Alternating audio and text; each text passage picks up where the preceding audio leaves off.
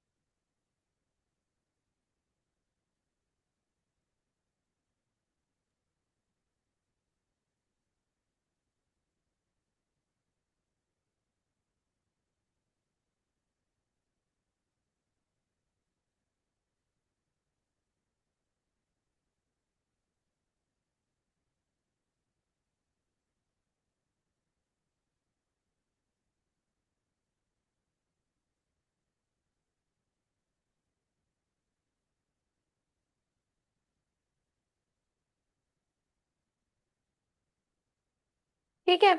Every living organism perform certain activities to stay alive.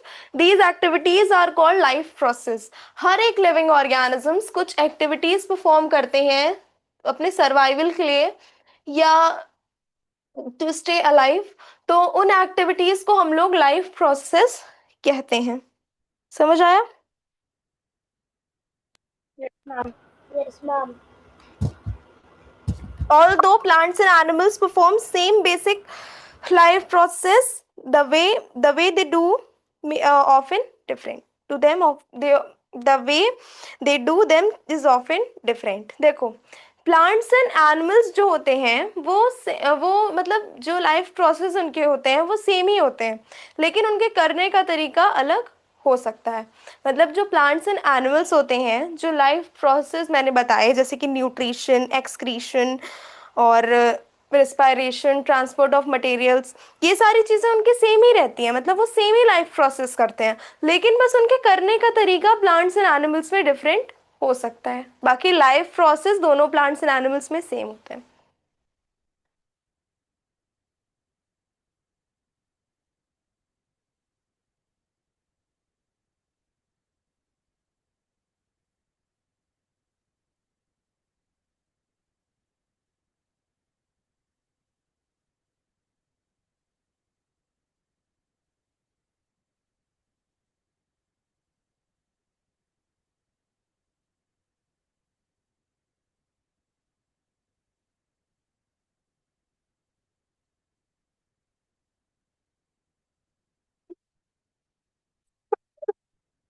Life processes help living things. अब किन किन चीजों में हेल्प करते हैं?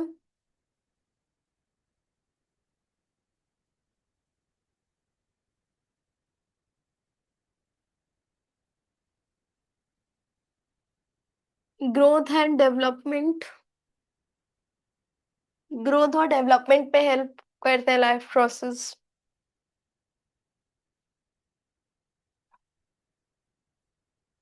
Obtain food and energy. Nutrition से हम लोग फूड ही तो ऑब्टेन कर रहे हैं। न्यूट्रिशन का क्या मतलब है? फूड हमें कहाँ से, न्यूट्रिशन हमें कहाँ से मिल रहा है? फूड से ही मिल रहा है।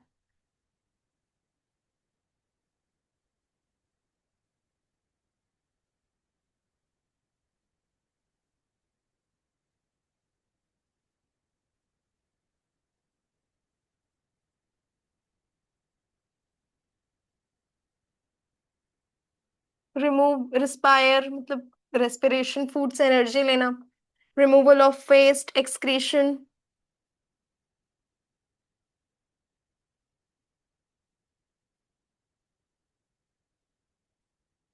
रिप्रोड्यूस।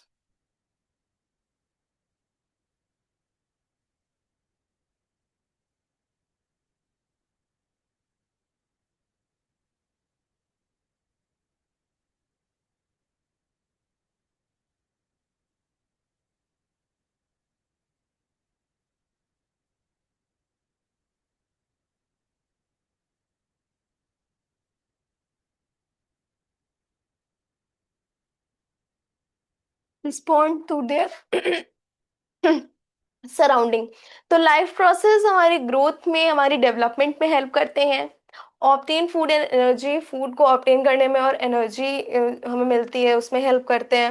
रेस्पायरेशन में हेल्प करते हैं। रिमूवल ऑफ वेस्ट में हेल्प करते हैं। रिप्रोड्यूस, रिप्रोडक्शन करने में हेल्प करते हैं। और रिस्पॉन्ड टू सराउंडिंग, हमारी सराउंडिंग से जो हम रिस्पॉन्ड करते हैं उसमें भी लाइफ प्रोसेस हमारी हेल्प करते हैं। ठीक है, जैसे कि plant prepare their own food by the process of photosynthesis. Plants अपना खाना खुद से बनाते हैं फोटोसिंथेसिस के प्रोसेस से। वो भी कैसे? वो भी क्या है? एक लाइफ प्रोसेस ही है।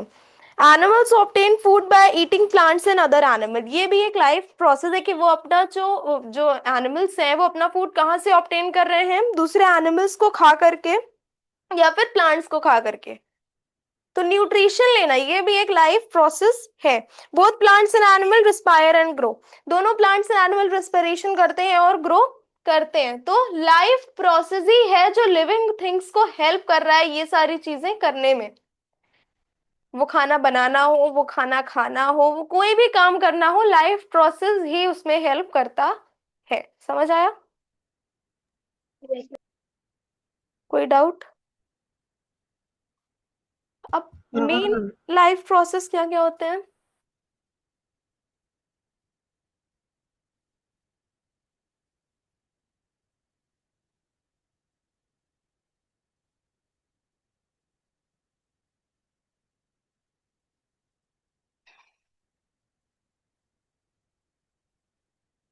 न्यूट्रिशन,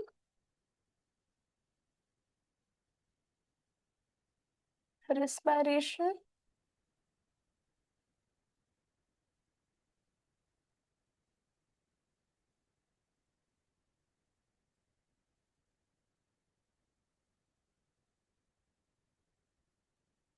पी बना हुआ है।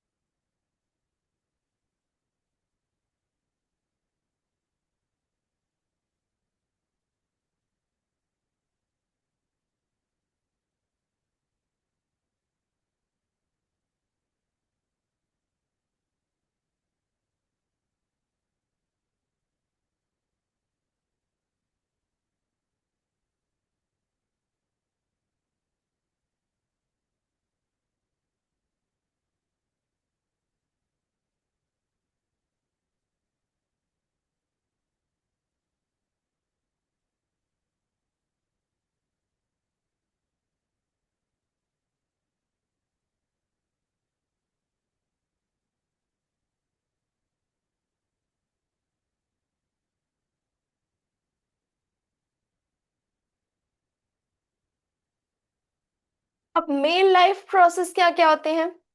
Nutrition, respiration, transport of materials, excretion, growth, reproduction, movement and respond to stimuli. ये सारे हमारे मेन लाइफ प्रोसेस होते हैं, चाहे वो प्लांट का हो चाहे वो एनिमल का हो। लेकिन प्लांट और एनिमल के इन्हें करने का तरीका अलग अलग होता है, हो सकता है। समझ में आया इतना सबको? Yes ma'am. सिमरन समझ आ रहा है? Yes ma'am. प्रसन्न and Ramsha? Yes.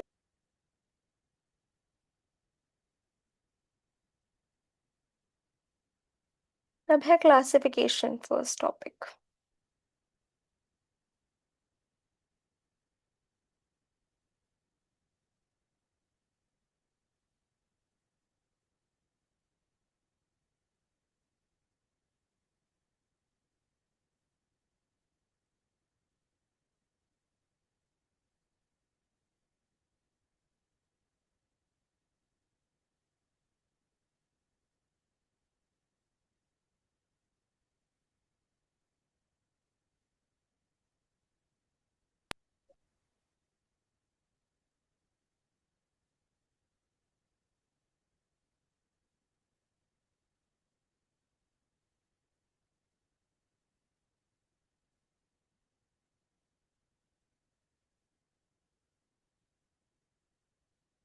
Classification. What is classification? What do you understand by classification? Classification is the process of arranging living organisms into different groups based on their similarities and differences. Classification का ये मतलब होता है कि हम living organisms को कैसे arrange कर रहे हैं डिफरेंट डिफरेंट ग्रुप्स में, उनकी सिमिलैरिटीज को देखते हुए और उनके डिफरेंसेस को देखते हुए। देखो, ये चीज शायद तुम लोगों ने डाइवर्सिटी में भी पढ़ी हो। डाइवर्सिटी पढ़ लिया तुम लोगों ने? पहले कभी सिक्स में डाइवर्सिटी पढ़ा है? यस मैम पढ़ा है। हम्म। किसको पढ़ा तो है? हाँ, डाइवर्सिटी में हम लोग क्या देखते हैं? डाइवर्सिटी में भी क्लासिफिकेशन होता है। हम लोग क्लासिफिकेशन क्यों करते हैं? क्योंकि देखो, millions and trillions of species हमारे नहीं अर्थ पढ़ा। पे। अच्छा, हम बता देते हैं कि क्लासिफिकेशन हम करते क्यों है। क्योंकि हमारे अर्थ पे इतनी ज्यादा स्पीशीज, 7 to 8 मिलियन स्पीशीज हमारे अर्थ पे हैं, जिसपे से अभी केवल 2 to 3 मिलियन स्पीशीज हम लोगों ने फाइंड करी है। अब 7 to 8 मिलियन स्पीशीज को पढ़ने के लिए हम अलग अलग एक एक पढ़ेंगे तो हम कब तक पढ़ते ही रह जाएंगे। हम अगर 7 मिलियन स्पीशीज को एक एक पढ़ेंगे, उनकी प्रॉपर्टीज को पढ़ेंगे, उनमें अ, वो उनकी लाइफ, उनकी प्रॉपर्टीज पढ़ेंगे, उनके बॉडी स्ट्रक्चर पढ़ेंगे, तो हम लोग तो एक एक पढ़ते जाएंगे और एक एक भूलते जाएंगे। तो 7 मिलियन स्पीशीज को पढ़ना इजी नहीं है। और क्योंकि 7 मिलियन स्पीशीज को पढ़ना जरूरी नहीं है, इसीलिए हम क्लासिफिकेशन करते हैं। क्लासिफिकेशन कैसे करते हैं? उनकी सिमिलैरिटीज पे कि कौन सी कितनी सिमिलर है ये चीजें। ये दो, अगर हमें boys and girls are different species, ठीक है, बॉयज अलग है और गर्ल्स अलग है। अब हम बॉयज एंड गर्ल्स को डिफरेंशिएट करते हैं कैसे? क्योंकि boys and girls are dissimilar. वैसे ही जैसे कैट और डॉग है, हम लोग कैट और डॉग अलग अलग स्पीशीज हैं, ठीक है। तो उनकी सिमिलैरिटीज और डिससिमिलैरिटीज में हम इन्हें डिफरेंट डिफरेंट ग्रुप्स में कैटेगराइज करते हैं। तो क्लासिफिकेशन इसीलिए किया जाता है कि हम हर एक स्पीशीज को पढ़ सकें। एक एक इंडिविजुअल पढ़ना बहुत ज्यादा टफ है। 7 मिलियन स्पीशीज को अगर हम एक एक करते करते पढ़ेंगे ना, तो पता नहीं कब तक पढ़ेंगे। Since millions of organisms exist on Earth, it is difficult to study each one separately. Therefore, scientists group organisms with similar characteristics together. यही चीज लिखी हुई है कि क्योंकि मिलियंस ऑफ स्पीशीज अर्थ पे प्रेजेंट हैं, तो साइंटिस्ट ने क्या किया, इनको अलग अलग ग्रुप में डिवाइड कर दिया। क्योंकि अगर हम एक एक पढ़ेंगे तो ये हमारे लिए बहुत ज्यादा डिफिकल्ट हो जाएगा। समझ में आया क्लासिफिकेशन क्यों जरूरी होता है? Yes ma'am. Yes ma'am.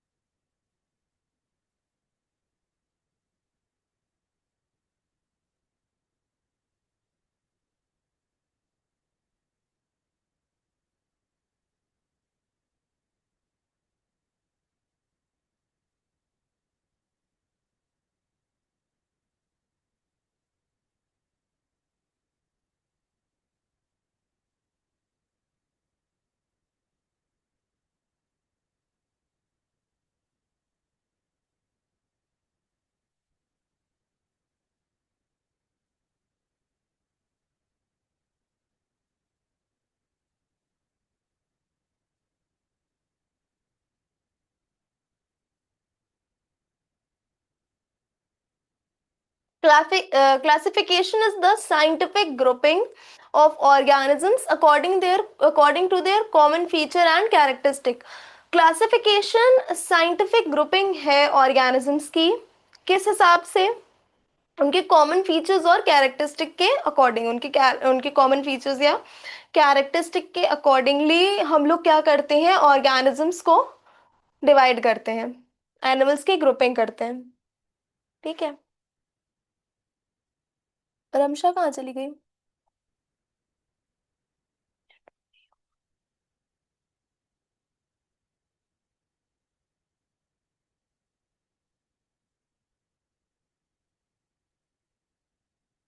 Hmm,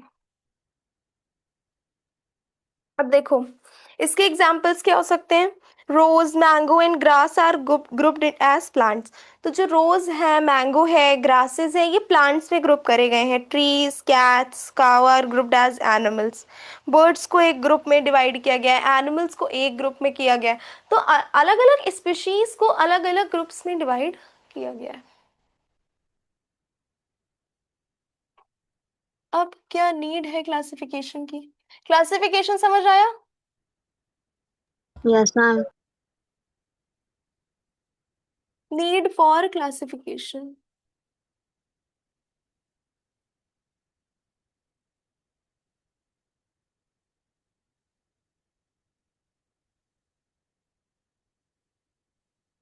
classification is important for many reasons. Classification बहुत कई रीजंस के लिए कई चीजों के लिए जरूरी है। Classification is important for many reasons, कई सारे रीजंस हैं इस क्लासिफिकेशन को जरूरी होने के लिए। Make study easy. क्लासिफिकेशन से इजी स्टडी जो होती है हमारी इजी हो जाती है। कैसे? There are millions of organisms on earth. Earth पे मिलियंस ऑफ ऑर्गेनिजम्स है। Classification help us study them in an organised way. अब देखो, क्योंकि अर्थ पे बहुत millions and trillions of organisms हैं, तो क्लासिफिकेशन क्या करता है, इनको एक ऑर्गेनाइज्ड वे में स्टडी करने के लिए हेल्प करता है। Instant of studying every plant individually, we can study group of similar plants together. अब फॉर एग्जाम्पल, अगर हम एग्जाम्पल देखें, तो अलग अलग प्लांट्स को इंडिविजुअली स्टडी करने की जगह हम सिमिलर प्लांट्स का ग्रुप बना लें और उनको फिर स्टडी करें, तो ये हमारे लिए ज्यादा इजी होगा।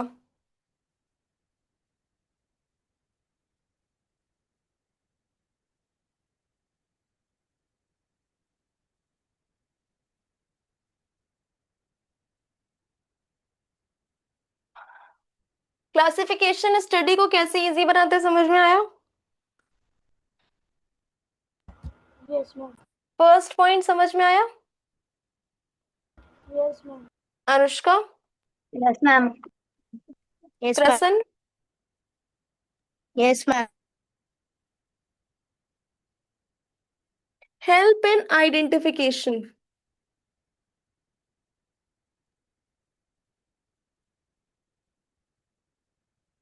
क्लासिफिकेशन हेल्प इन आइडेंटिफिकेशन कैसे? Classification help us identify unknown organisms easily.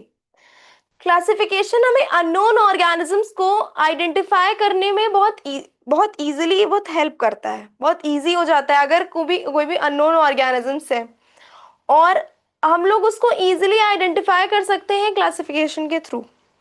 If a plant is soft, it has green stem, we can identify as a herb. अगर कोई प्लांट की जो स्टेम है वो ग्रीन है, वो सॉफ्ट है, तो हम उसको आइडेंटिफाई कर सकते हैं एज अ हर्ब्स। हर्ब्स की स्टेम्स कैसी होती हैं? सॉफ्ट होती हैं और ग्रीन कलर की होती हैं। Yes, ma'am. तो क्लासिफिकेशन से हम ये चीज पता कर सकते हैं, हम ये चीज आइडेंटिफाई कर सकते हैं कि अननोन स्पीशीज कौन सी है। ठीक है।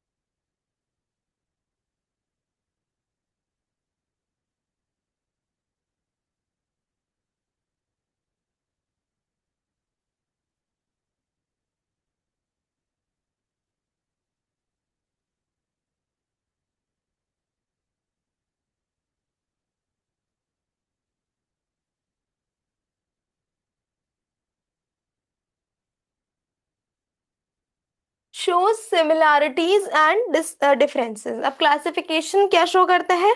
सिमिलैरिटीज और डिफरेंस शो करता है। हमें ये पता चलता है कि एक ऑर्गेनिज्म दूसरे ऑर्गेनिज्म से कितना डिफरेंट है, उसमें कितने डिफरेंसेस हैं। तो it help us understand how organisms are alike और how they are differ from each other. कितने वो एक कितने कितना हम दूसरे ऑर्गेनिज्म से सिमिलर हैं और कितने डिफरेंसेस हैं दूसरे ऑर्गेनिज्म से हमारे में, ये क्लासिफिकेशन शो करता है। क्योंकि अलग अलग स्पीशीज हैं, अलग अलग उनमें सिमिलैरिटीज और डिससिमिलैरिटीज होंगी। तो क्लासिफिकेशन ये शो करता है कि हम किसी स्पीशीज से कितने ज्यादा सिमिलर हैं और कितने ज्यादा डिफरेंट हैं।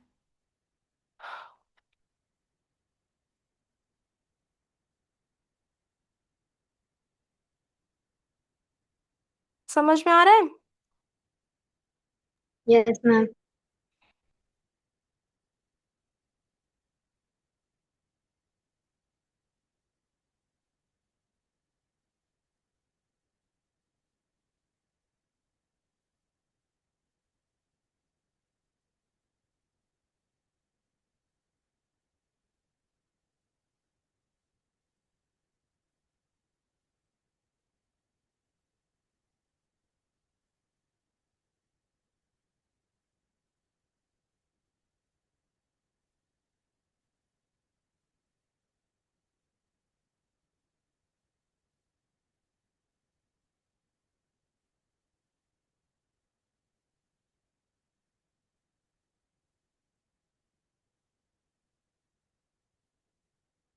Show relationship among organisms. Classification tells us which organisms are closely related.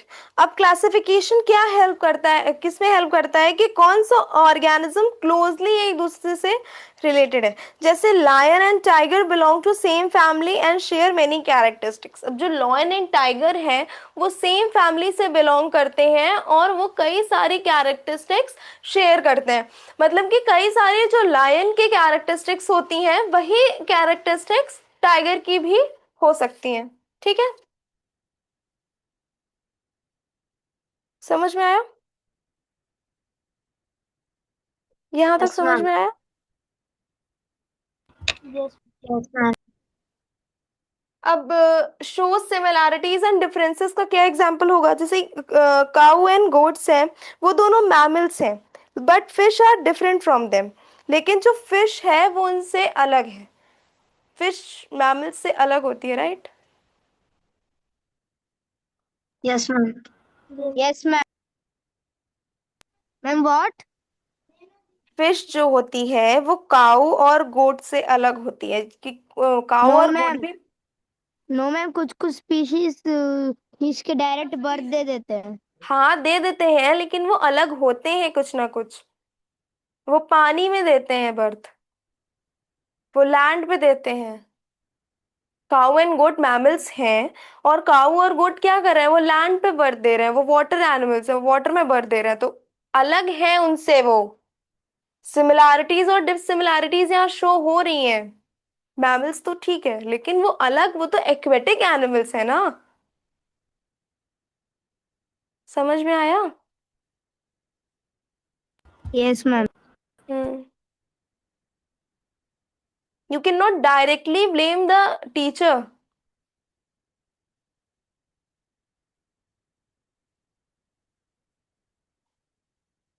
इतना समझ में आया सबको? Yes ma'am. रसन, इतने में कोई डाउट? No ma'am. ओके, अब देखते हैं बेसिस ऑफ क्लासिफिकेशन। अब need of for classification, need for classification हम लोग ने देख लिया। अब क्लासिफिकेशन किस बेसिस पे किया जाता है?